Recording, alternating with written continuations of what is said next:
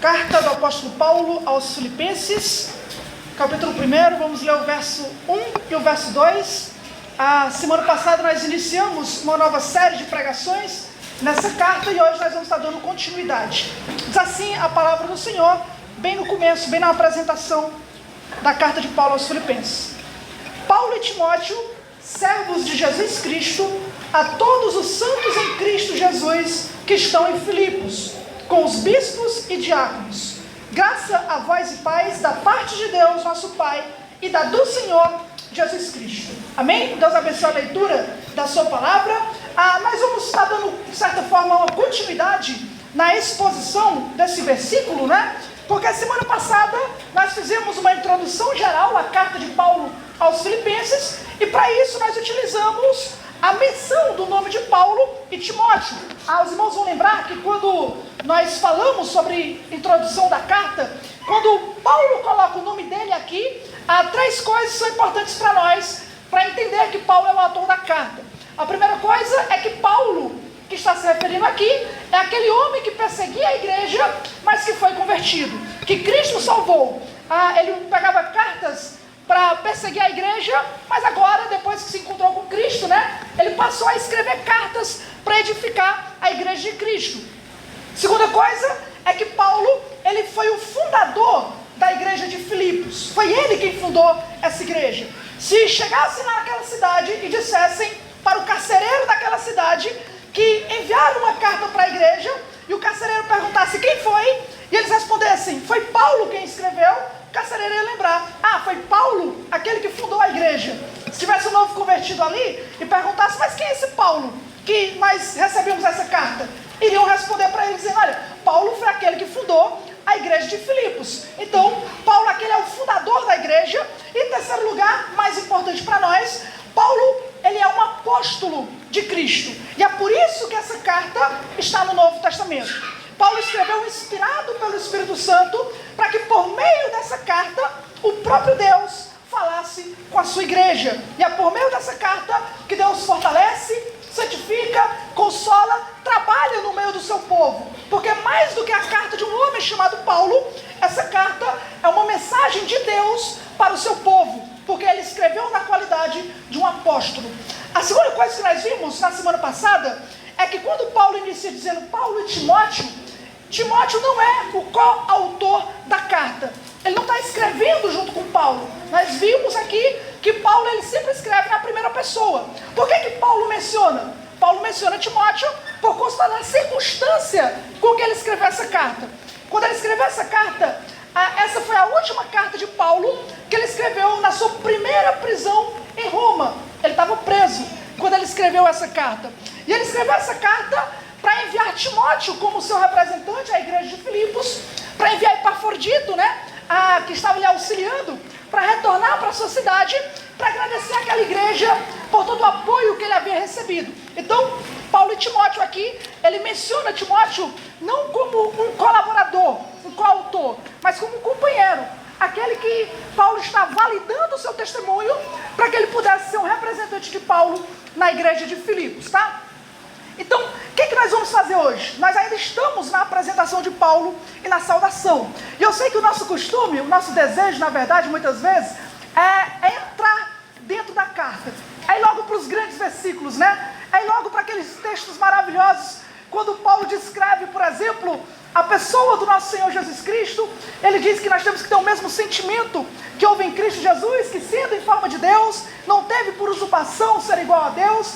Nós temos vontade de partir para aqueles grandes comentários doutrinários dessa carta. E isso é maravilhoso.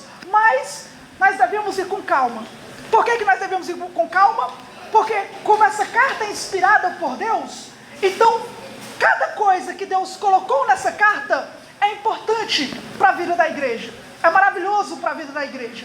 É por isso que o meu desejo, se o Senhor permitir, é que a gente possa caminhar nessa carta com calma, com meditação, pensando em como nós podemos usufruir daquilo que o Senhor inspirou para nós. E hoje nós vamos continuar então, apenas focando aqui na apresentação do apóstolo Paulo e na sua saudação à igreja de Filipos. Naquela época, os irmãos vão lembrar, as cartas iniciavam com remetente, ou seja, se apresentava quem estava escrevendo, ele falava sobre os destinatários, aqueles que vão receber a carta, e ele dava uma saudação. Isso era comum naquela época. Só que o apóstolo Paulo, ele tem um costume um pouco diferente daquela época. Por quê? Porque a saudação de Paulo poderia ser uma saudação um pouco mais simples. Nós temos um exemplo em Atos capítulo 23, os irmãos não precisam abrir, mas lá em Atos capítulo 23, quando o Cláudio Lísias, que estava com Paulo preso ali com ele foi escrever uma carta para o governador, ele simplesmente iniciou a carta falando o seguinte: Cláudio Lísias, ao excelentíssimo governador Félix, saudações. Isso era comum.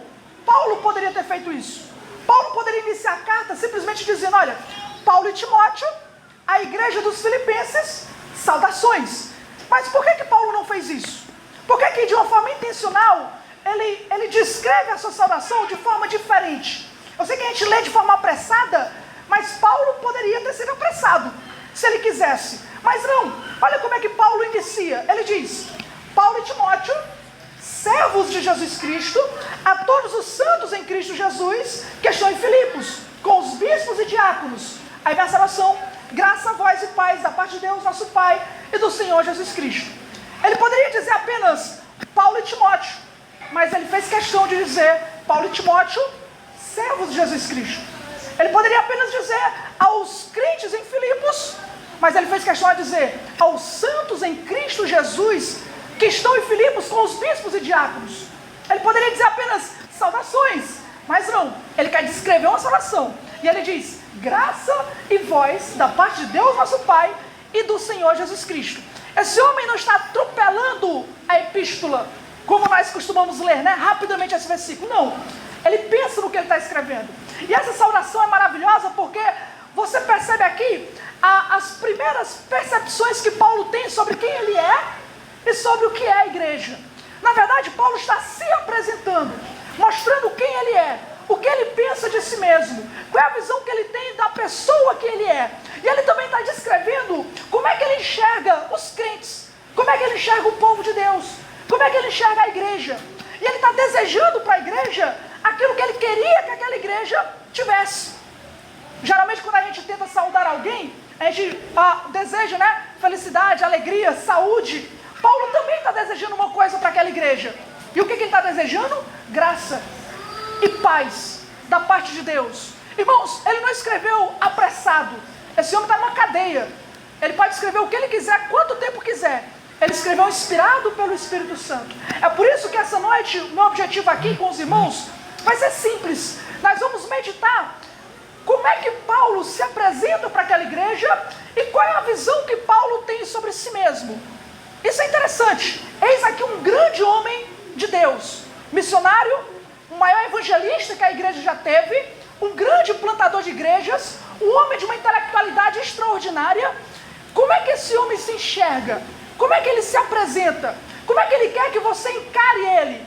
Isso é importante. E nós vamos perceber, irmãos, eu quero trabalhar com vocês apenas duas coisas sobre a apresentação do apóstolo Paulo e como ele se apresenta aqui para a igreja. Isso está bem no começo, Olha o que ele diz.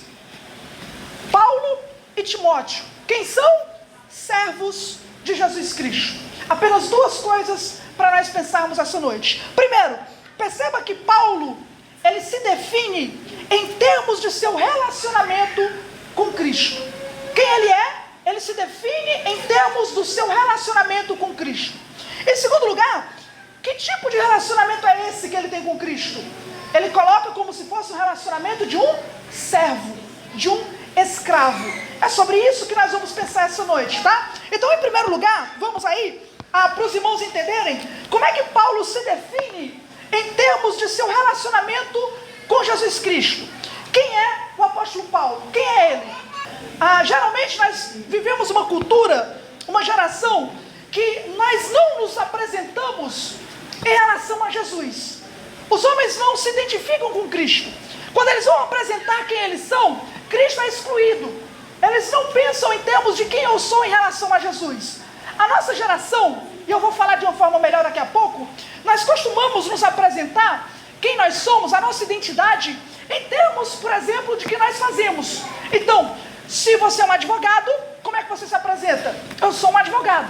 Se você é um médico, você se apresenta como um médico, como um profissional. Nós gostamos de nos apresentar em termos daquilo que nós fazemos. E isso, claro, é um problema. É um problema. Porque se a nossa identidade é o que nós fazemos, isso explica as crises que nós encontramos quando nós conversamos com muitas pessoas por aí. Olha, imagine, se a sua identidade é aquilo que você faz, e agora você tem 30 anos de idade, e você não está num trabalho fixo, quem você é? Entendeu a crise de meia-idade? Se eu me identifico de acordo com o que eu faço, com o que eu trabalho, mas aos 30 anos eu não trabalhei, não tenho um emprego fixo, não fiz a faculdade que eu queria, então quem eu sou? O que eu construí até aqui? Se você é um médico renomado, bem firmado, de repente você cai num escândalo, você cai num golpe, você puxaram o seu tapete, você perde o seu emprego, a sua carreira é destruída. Quem você é? Quem você se torna? Quando nós nos apresentamos de acordo com aquilo que nós fazemos. E a geração atual percebeu isso. A geração Z, como nós chamamos, percebeu que não dá para você se identificar com quem você faz, com o que você faz. Então a geração Z, essa turma nova, a turma do TikTok, né, que já estão crescidos, já tem mais de 20 anos, né? Essa turma, ela tem uma outra forma de se apresentar. Em vez de você se apresentar de acordo com aquilo que você trabalha, você tem que se apresentar de acordo com aquilo que você quer ser. O que importa é a sua opinião, o que importa é aquilo que você deseja ser, independente do que as pessoas dizem. Então, por exemplo, nós temos uma geração que procura uma autoafirmação. Você tem que se impor. A sua pessoa tem que se impor. Se as pessoas pensam uma coisa de você, que você não gosta, que você não quer, tanto faz para elas. Você tem que impor a sua própria identidade. Quem você é? Aí é claro, né? Nós estamos numa geração que incentiva muito você mostrar quem você é. E ao mesmo tempo é uma geração que não sabe o que elas são. Né? Não sabe se identificar. Porque se você coloca como sua identidade o seu ego, você nunca vai ter um ponto fixo. Amanhã você é um blogueiro, no outro dia você não quer mais saber de blog, agora você está desanimado, você quer tentar aproveitar a vida viajando, no outro dia você não consegue, você quer ser uma influência digital. Se você for colocar a sua identidade em termos do que você quer, do seu sentimento, você está construindo a sua casa em cima de areia. E aí, quando você não conseguir suprir o padrão que você mesmo colocou, ter o que você planejou, chegar no local onde você queria, o que vai acontecer? Crise de novo. Na geração Z, crise na geração que se definia por meio do trabalho. Por incrível que pareça, o apóstolo Paulo vai por um caminho completamente diferente. Quem é Paulo? Paulo, ele é aquilo que ele faz? Não. Paulo é aquilo que ele deseja ser? Também não. Então, qual é a abordagem de Paulo? Como é que ele se apresenta? Aí você vê duas ênfases aqui. Duas ênfases. A primeira ênfase é que Paulo está enfatizando a pessoa de Jesus. Quando você vai para Paulo, você espera o que está gravitando ao redor de Paulo. O que ele gosta? Quais os seus sonhos? Quais os seus planos? O que Paulo é? O que está gravitando o apóstolo Paulo? E quando você lê, você percebe que é Paulo que está gravitando ao redor de outra pessoa. Paulo não é o centro. Ele não está vivendo para ele. Paulo está gravitando ao redor de alguém. Quem é Paulo? Paulo é um servo de Jesus Cristo. A ênfase de Paulo na sua identidade ele se define em termos de quem ele é em relação a Cristo, em relação a Jesus. A carta mal começou, Paulo já cita Jesus 3 vezes. Você percebeu? Eu sou um servo de Cristo, os santos em Cristo Jesus, graça e paz da parte de Deus e de Cristo. Se você for para Efésios, capítulo 1, do verso 1 ao 14, em 14 versículos, Paulo cita Jesus 15 vezes. Paulo entendeu que a vida centraliza não ao redor dele, mas ao redor de outro. Ele não é o centro do mundo. As coisas não giram ao seu redor. Ele não é o protagonista na sua história. Existe outro, cuja qual traz a razão do sol se levantar pela manhã, cuja qual o mundo existe, cuja qual tudo pertence. O apóstolo Paulo percebe que a sua vida não coloca ele como centro. Ele gira ao redor de outra vida. De quem é essa pessoa? Jesus. Jesus é o centro da da vida de Paulo. Por quê? Porque Jesus é o centro de tudo. Paulo não se define pelo que ele é, pelo que ele pensa, pelo que ele faz. Paulo percebeu que a vida, a realidade, não gira em torno de você, nem gira em torno de mim. A realidade gira em torno de Cristo, de Jesus. Por que o apóstolo Paulo diz isso? Porque ele vê Jesus como quem? Como Cristo. Não é isso que ele fala? Servo de Jesus, Cristo. Ele aplica Cristo à pessoa de Jesus. Ele enxerga Jesus como sendo Cristo. E quando Paulo pregava no livro de Atos, o objetivo de Paulo era pregar e provar que o Jesus que ele proclama é Cristo. Qual é a importância disso? Aqui está a base de tudo. Quem é Cristo, irmãos? Cristo foi aquele que foi profetizado que Deus iria enviar para salvar o seu povo dos seus pecados. Cristo é o ungido de Deus. Cristo é aquele que foi profetizado já no jardim do Éden, a semente da mulher. Cristo é aquele que viria da descendência de Abraão. Cristo seria da linhagem da tribo de Judá. Cristo seria o rei da descendência de Davi. Cristo era aquele que nasceria em Belém, segundo Miqueias. Cristo é aquele que, segundo os profetas, curaria o seu povo. Cristo é aquele que sofreria na mão dos pecadores, como disse Isaías. Diz o salmista que Cristo é aquele que ressuscitaria dentre os mortos. Em outras palavras, a Bíblia inteira, a história do homem, a história do mundo, gira em torno de uma pessoa. Quem? Cristo.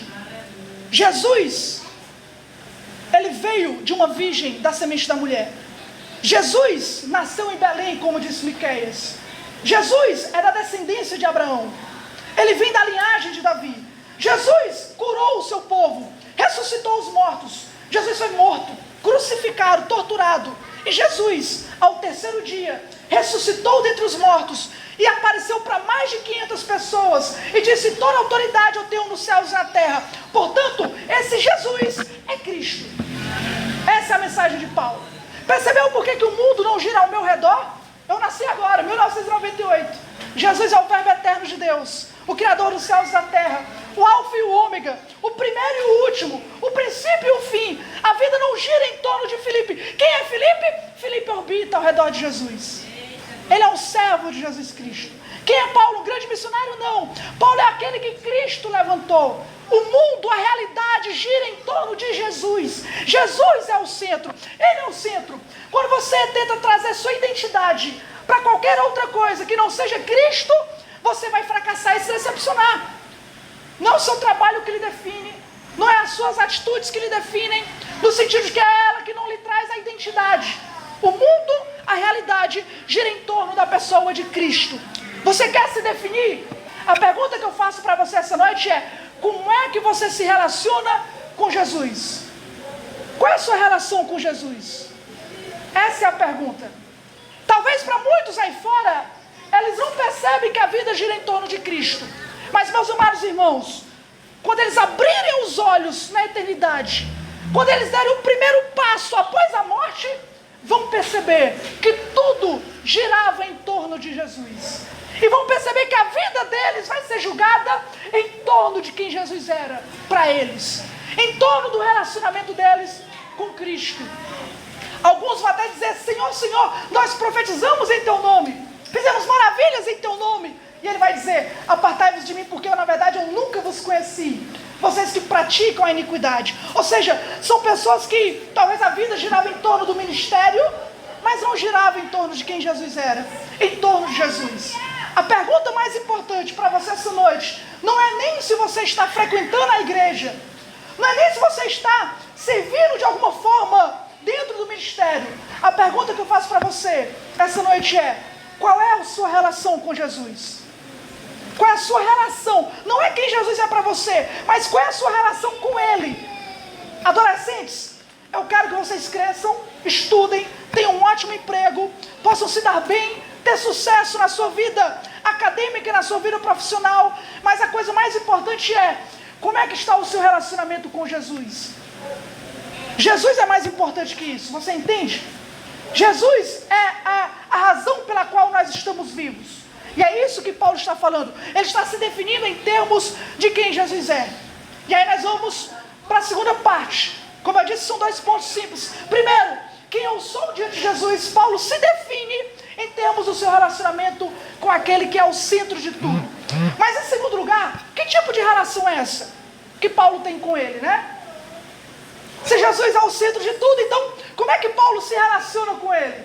Aí vem uma palavra que deve ter espantado os filipenses, que se consideravam cidadãos romanos, né? Era uma colônia romana. E aí quando eles vão ler quem é Paulo, Paulo e Timóteo, eles são servos de Jesus Cristo. Eles são escravos dessa pessoa, desse ser, desse Deus. Eles são apenas servos de Jesus Cristo. A grande pergunta é, o que Paulo está pensando, não é? Por que ele se vê dessa forma? Um escravo de Cristo? Um servo de Cristo? Você sabe que naquela época, um escravo não era nem sequer considerado uma pessoa. Ele era considerado um objeto. Ele não era, inclusive a nossa versão, ela traz a palavra servo, não é? Mas no grego aqui, a palavra que Paulo utiliza é a palavra doulos, que dá a ideia de um escravo realmente. Não é um servo que você contrata e ele está lá batendo serviço. É um escravo. A razão por que nós não traduzimos como escravo é porque na nossa cultura a escravidão tem um peso muito negativo, né? A escravidão para nós dá uma ideia de opressão, dá uma ideia de coisa ruim, de injustiça. Então para nós a visão de escravidão não pega tudo aquilo que o grego gostaria de dar, e que eu vou comentar daqui a pouco. Então a nossa versão traduz como servo. Só que servo também não é uma boa versão, porque geralmente o servo naquela época era diferente de um escravo. Por exemplo, o que é um servo? Um servo é alguém que você contrata para fazer um serviço. Se ele aceitar, está aceito. Se ele recusar, não tem o que fazer. Agora um escravo não pode rejeitar serviço. Ele não tem direito de dizer, isso eu não quero fazer não. Ele não tem direito de rejeitar. O servo é uma pessoa com contrato para receber o seu salário. Um escravo, ele era um objeto. Ele era um instrumento, geralmente era analfabeto, não tinha tanto conhecimento. Às vezes alguns tinham apenas para servir melhor o seu senhor. Então quando Paulo está escrevendo escravo aqui, escravo de Cristo, ele está dando essa ideia. Agora o que passa na cabeça dele? Isso é muito importante. Pelo menos 3 coisas. A primeira coisa que Paulo provavelmente pensou quando se descreve como escravo, é que Paulo se vê como escravo porque ele foi comprado por Cristo. Ele realmente foi comprado por Cristo. A palavra servo na teologia do apóstolo Paulo, principalmente se você ler Romanos, é o seguinte: para o apóstolo Paulo e para a Bíblia inteira, os homens não possuem liberdades. Nós não temos liberdade. Eu sei que é o maior desejo do homem, é a maior vontade do homem é ser livre, mas biblicamente falando, o homem sempre é um escravo. Ou ele é um escravo de Cristo, ou ele é um escravo do pecado. Ou ele é um escravo de Cristo, ou ele é um escravo do pecado. O mundo gira em torno dessas duas pessoas. Não ricos e pobres, não jovens e velhos, entre pretos e brancos. O mundo gira em roda de 2 títulos. Ou o homem é um servo de Cristo, ou o homem é um servo do pecado. E para Paulo isso é importante. Olha o que ele diz. Romanos capítulo 6, verso 16. Não sabeis vós que a quem vos apresentardes por servos para lhe obedecer, sois servos daquele a quem obedeceis, ou do pecado para a morte, ou da obediência para a justiça. Paulo está dizendo aqui para vocês essa noite, você que está me ouvindo, ou você é um servo de Cristo, ou você é um servo do pecado. Não existe um meio termo. Essa teologia não foi inventada por Paulo. Jesus falou isso antes dele. Jesus olhou para a multidão e disse o seguinte: olha, em verdade vos digo que todo aquele que vive na prática do pecado é escravo do pecado. Vocês não podem servir a 2 senhores. Ou você serve a Deus, ou você serve a riqueza, que é um tipo de cobiça, um tipo do pecado. É interessante porque um servo podia ter 2 patrões, né? Ele podia servir um patrão de manhã, um à noite. Um escravo não. Você não pode ter 2 senhores. Ou você serve a Cristo, ou você serve o pecado. Agora a questão pega. Essa noite, você se considera um escravo de Cristo? Você é um servo de Cristo? Você diz aquelas palavras que só um escravo pode dizer? Não seja feita a minha vontade, seja feita a tua. O escravo que abriu mão da vontade. Você é aquele que diz que se alguém vier após mim, negue-se a si mesmo, tome a sua cruz e siga. Negar a mim mesmo um escravo nega a própria vontade para fazer a vontade de Deus. Isso é conversa de escravo. Você é um escravo de Cristo? Agora olha para as suas ações. O pastor Paul Washer, ele tem uma ilustração que é mais ou menos o seguinte, falando de outro assunto. Ele fala, olha, se eu pudesse seguir você durante essa semana e visse o seu trabalho, visse a sua forma de falar, visse o seu relacionamento, ou visse o que você faz na escola, o que você faz no trabalho, se eu passasse essa semana seguindo você, eu poderia dizer que você realmente é um servo de Cristo? Cristo é o seu Senhor? Daria para perceber que Ele é o seu Senhor? Nós cantamos, né? Que Ele é o nosso universo, né? Que tudo que nós queremos, o que pensamos, o nosso desejo, teria que ser dado a Ele. Isso é lindo na letra da canção. Isso é magnífico na vida da igreja. Isso é mais importante na sua vida. Isso é real para você? Cristo é o seu universo. Você é um escravo de Cristo. Porque se não for, só resta uma outra opção. Você é um escravo do pecado. A vontade que você está fazendo é a vontade do seu carne. É a vontade do pecado. Aí é que está a questão da escravidão. A escravidão, você não consegue sair. Você não consegue fugir. Se o escravo fugisse, os soldados iriam atrás e arrastavam ele de volta. Eu pergunto para você, você faz a vontade do pecado?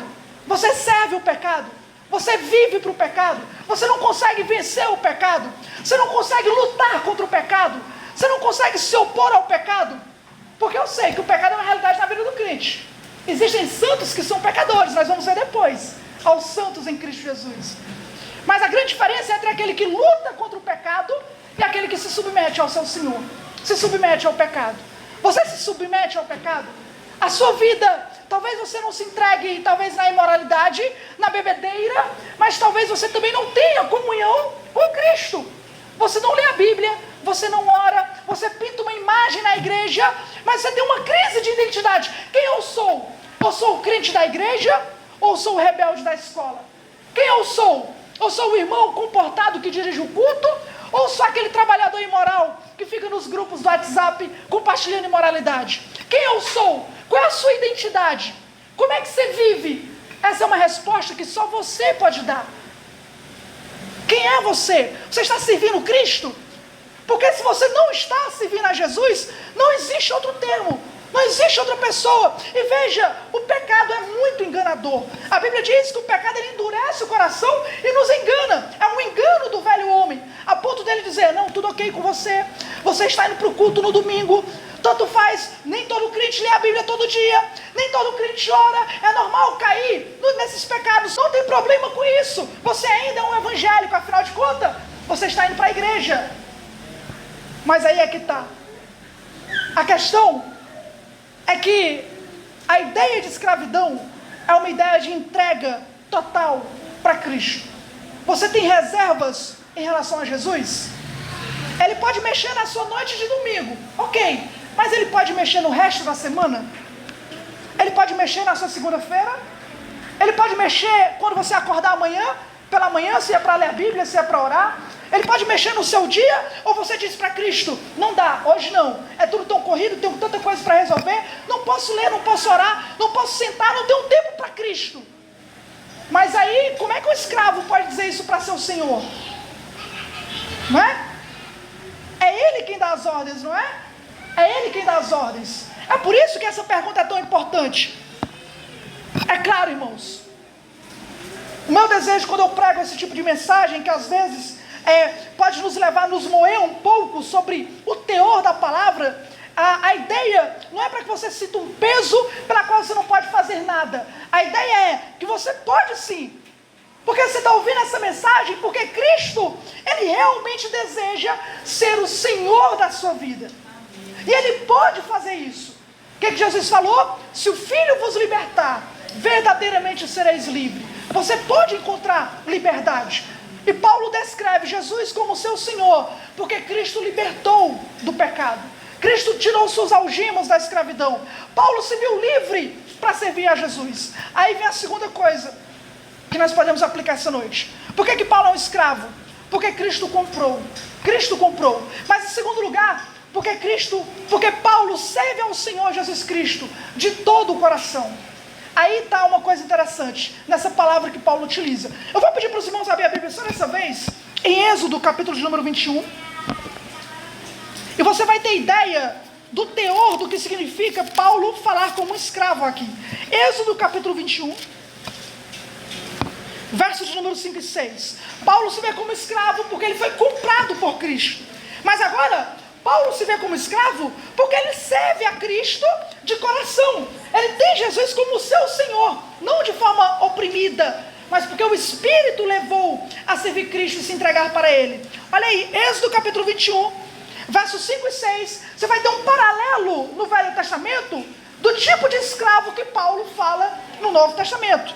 Versículo 5 fala o seguinte: se o servo disser claramente, amo meu Senhor, a minha esposa e meus filhos, eu não sairei livre. Então, seu Senhor o levará aos juízes, e também o levará à porta, ou ao umbral da porta, e o seu Senhor lhe furará a orelha como um sovela, e ele o servirá para sempre. Esse tipo de escravo que Paulo está mencionando, e que ele pode pensar e aplicar dessa forma para si mesmo, não é aquele escravo oprimido. Aí é por isso que na nossa Bíblia a gente não usa o termo escravo, que aqui no Brasil, escravidão é um sinônimo de opressão. Mas o escravo que Paulo está falando aqui, é aquele escravo que ele serve o seu Senhor, e ele fala, olha, eu amo o meu Senhor, eu amo Ele de todo o meu coração, e como eu amo Ele, eu não quero correr o risco de não tê-lo mais como meu Senhor. Então ele diz isso diante dos juízes. O juiz, então, nós vamos furar sua orelha como sinal de que você verdadeiramente quer servir o seu Senhor para o resto da vida. Você não vai mais abandoná-lo, você não vai ser trocado, vai para outro Senhor, não. Você vai entregar sua vida para Ele agora. É isso que você quer? Claro, porque eu amo. É isso que eu quero. Existem senhores ruins? Claro. Mas quando existe um Senhor bom, um Senhor maravilhoso, um Senhor que sustenta a sua própria casa, a sua família, o Senhor que lhe supre de tudo que você precisa, é claro que esse escravo vai dizer, eu não quero trocar de Senhor, eu quero esse Senhor para mim. E é isso que Paulo é. Por que ele é um escravo de Cristo? Não apenas porque Cristo comprou, mas porque ele não quer ser mais nenhum outro Senhor para o resto da sua vida. Ele quer servi-lo agora de todo o coração. Lembra quando a igreja reuniu Paulo e disse o seguinte, Paulo, não vai para Jerusalém. Jesus disse que tu vai ser preso lá. Paulo disse, vocês querem me entristecer? Eu não estou pronto apenas a ser preso por Jesus. Eu estou pronto para morrer e dar a minha vida por Cristo Jesus. Ele é o meu Senhor porque eu amo servi-lo. Essa é a linguagem de um escravo das Escrituras. Os crentes são escravos não por obrigação. Poxa, mais um culto. Poxa, eu tenho que ler a Bíblia. Eu não queria ir para a igreja. Eu não gosto de culto, eu vou porque sou obrigado. Um cristão, ele é impelido a servir a Cristo de coração. Ele não é obrigado pelo pai, pela mãe, pelo esposo, pela esposa. Ele é impulsionado pelo amor que o Espírito derramou em seu coração para servir a Jesus. Ele é um escravo de Cristo. É como conta aquela história na Inglaterra, muito tempo atrás, que dizem que um rapaz, um cidadão, foi fazer riqueza nos Estados Unidos, retornou para a Inglaterra, estava tendo um comércio de escravos ali na Inglaterra, e quando ele passa por esse comércio, ele vê que tem uma escrava sendo leiloada. E aí ele vê pessoas dando números altíssimos para comprar aquela escrava, aquela jovem escrava bonita. Enquanto ele passa, ele vê que aqueles homens estão falando entre si coisas terríveis que vão fazer com aquela escrava. Estão conversando sobre coisas horríveis que vão fazer quando compra ela. Então quando ele escuta aquela conversa, ele diz, eu não vou fazer isso, eu vou comprar essa escrava. E ele dá o preço mais alto que poderia ser dado por uma escrava. E ninguém conseguiu comprar. Ele deu o preço mais alto para comprar aquela escrava. E aquela escrava estava com ódio nos olhos. Ela estava odiando aquela situação. Sendo vendida como um animal, agora está diante do seu novo Senhor, e ela o odeia. Ele pergunta o nome dela, ela não quer responder, quer ranger o dente. Ele pergunta mais uma vez, insiste, até que ela responde. Então ele pega ela com a corda, leva para o centro da cidade. Existe um lugar no centro da cidade com uma placa que ela não consegue ler, porque ela é escrava, analfabeta. Ele entra naquele local, deixa ela na porta, com homens ali, e então ele sai com os documentos, com os papéis, ele coloca na mão dela e fala o seguinte para ela, olha, a partir de agora, você está livre. E ela fecha a cara com ele, e ela tem vontade de cuspir ele. E ela pensa, que tipo de zombaria é aquilo que ela está passando, que ela está testemunhando diante de todos. E ele fala para ela, não, eu estou falando a verdade, você está livre, você está livre. E aí, a vida daquela escrava muda. Como assim? Ela está livre? E ela começa a chorar, e ela começa a não saber o que fazer, inundada por uma felicidade, e ela se joga aos pés dele, começa a beijá-lo, e ela olha para cima e, como assim? Você deu um preço mais alto, mais caro, para me comprar, só para me ver livre? Só para me libertar?